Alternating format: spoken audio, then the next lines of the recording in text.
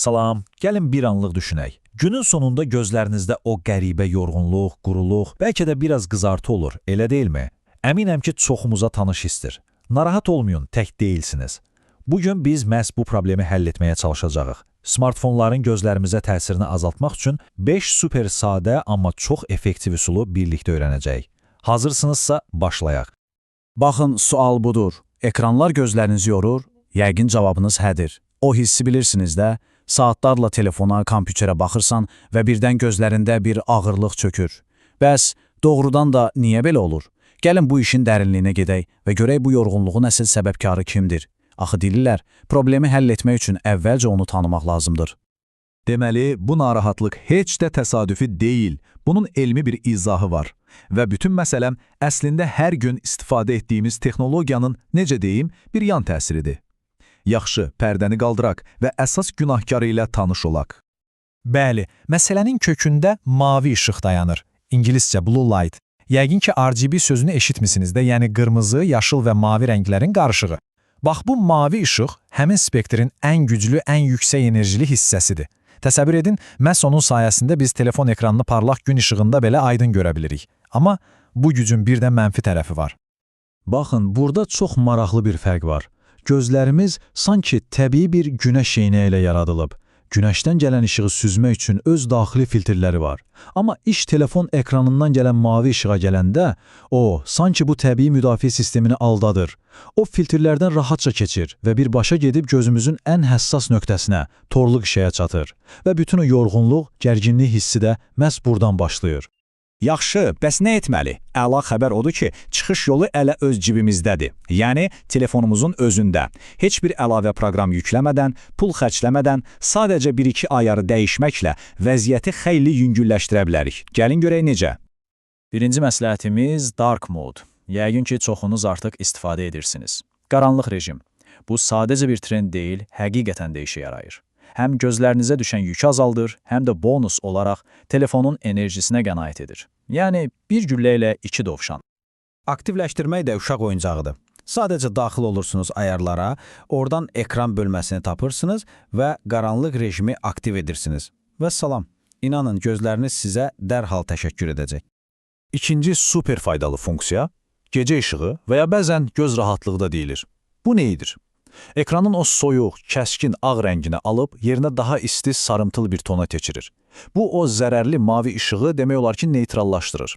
Ən əsası da odur ki, xüsusilə axşamlar istifadə edəndə beynimizə sakitləş, yatmaq vaxtıdır siqnalı göndərir. Yəni, həm gözlərə, həm də yuxuya xeyirlidir. Bunu da tapmaq çox asandır. Elə ayarlarda ekran bölməsindədir. Hətta bir məsləhət verim. Elə qurun ki, gün batandan sonra avtomatik özü aktivləşsin. Beləcə heç yadınızdan da çıxmaz. Həm gözlərinizi qoruyarsınız, həm də yuxu rejiminizə kömək etmiş olarsınız. Yaxşı, telefonun ayarlarını düzəltdik, bu superdir, amma gəlin etiraf edək ki, ən yaxşı nəticə üçün biraz da öz vərdişlərimizi dəyişməliyik. İndi danışacaqlarımız üçün heç bir texniki ayara ehtiyac yoxdur, sadəcə biraz iradə lazımdır. Üçüncü məsləhətimiz 45-15 qaydası. Adı qəribə gələ bilər, amma çox sadə və elmi cəhətdən sübut olunmuş bir metoddur. Məsələ nədir? Araşdırmalar göstərir ki, 45 dəqiqə fasiləsiz ekrana baxdıqdan sonra mavi işığın zərəri qat-qat artır. Deməli, qaydanın birinci hissəsi budur. Maksimum 45 dəqiqə ekrana baxmaq. Hətta telefonunuza bir zəngli saat qura bilərsiniz. 45 dəqiqə tamam olanda isə məcburi qaydada 15 dəqiqə fasilə verirsiniz. Amma bir şərtlə, bu 15 dəqiqədə başqa bir ekrana, televizora, planşetə baxmaq olmaz. Əsl fasilə odur ki, durub biraz gəzişəsiniz, pəncərədən çölə, uzaqlara baxasınız. Qoyun gözləriniz dincəlsin, əsl istirahət budur. Dördüncü məsləhət. Bəzən olur ki, fasilə versəniz də, gözlərinizdəki o gərginlik getmir. Elə bil əzələləriniz dartılıb qalıb. Bədənimiz üçün idman etdiyimiz kimi, gözlərimiz üçün də gimnastika edə bilərik. Bu, göz əzələlərinə boşaldan bir neçə çox sadə hərəkətdir. baxın, cəmi 1 dəqiqənizi alacaq. Birinci, gözlərinizi yumun. İndi yumulu vəziyyətdə göz almalarınızı yavaş-yavaş sağa-sola aparın. Sonra gözlərinizi açın və 4-5 dəfə möhkəm qırpıb açın. Vəssalam, bu sadə hərəkət həm gözləri nəmləndirir, həm də o gərginliyi anında götürür. Deməli, telefon ayarlarını bildik, vərdişləri də öyrəndik, indi isə gəldik sonuncu, amma bəlkə də ən təsirli üsula. Bu dəfə söhbət mavi işıqla aranıza necə deyirlər, fiziki bir maneə qoymaqdan gedir. Söhbət xüsusi mavi işıq eynəklərindən gedir. Bu eynəklərin şüşələrində gözlə görünməyən bir filtr var və bu filtr zərərli mavi şüaların gözünüzə çatmasının qarşısını alır. Sanki gözləriniz üçün bir qalxandır. Əgər işiniz bütün gün kompüter qarşısında oturmaqdırsa, bu eynəklər həqiqətən də sizin üçün bir xilaskar ola bilər.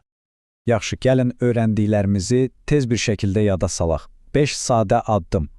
Birincisi, telefonumuzda qaranlıq rejimi aktiv edirik. İkincisi, gecə işığı filtrini yandırırıq. Üçüncüsü, 45 dəqiqə iş, 15 dəqiqə fasilə qaydasına riayət edirik. Dördüncüsü, gözlərimiz yorulanda kiçik bir gimnastika edirik. Və nəhayət, beşincisi, lazım gələrsə mavi işıqdan qoruyan eynəklərdən istifadə edirik. İndi isə sual sizədir. Göz sağlamlığınız üçün atacağınız ilk addım hansı olacaq? Bəlkə elə bu an telefonunuzu götürüb dark moda aktiv edəcəksiniz, yoxsa sabah işə başlayanda 45 dəqiqəlik timer quracaqsınız. Hansını seçirsinizsə seçin, əsas odur ki, bir addım atasınız. Unutmayın, atacağınız ən kiçik bir addım belə gözlərinizin sağlamlığı üçün böyük bir fərq yaradacaq.